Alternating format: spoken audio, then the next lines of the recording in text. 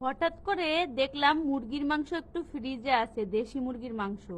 তো কিছুদিন হয়ে গেল, তো ভাবলাম যদি গন্ধ লাগে তাই আমি একটু ভেজে নিলাম, আর আমি খুব মজাদার একটা রান্নাও করে নিলাম।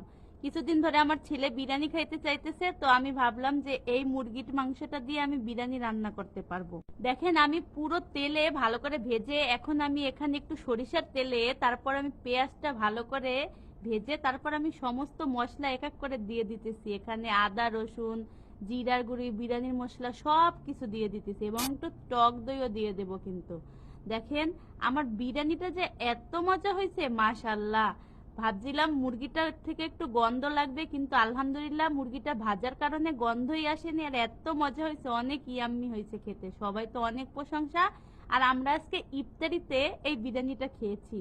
আপনাদের কাছে কেমন লাগলো আমার ভিডিওটা? আর সবাই প্লিজ ভালোবেসে আমার সাথে পাশে থাকবেন, আমিও সবার পাশে থাকবো। ব্যস্ততার কারণে হয়তো একটু মানে আগের মতো ফেসবুকে কাজ করা হয় না, কিন্তু যতটুকু সম্ভব কাজ করে যাচ্ছি। ইনশাল্লাহ একদিনকে আমরা সবাই সোনার হরিণ পেতে চাই। কে কে আমার মতো সোনার হরিণের আশায় আছে?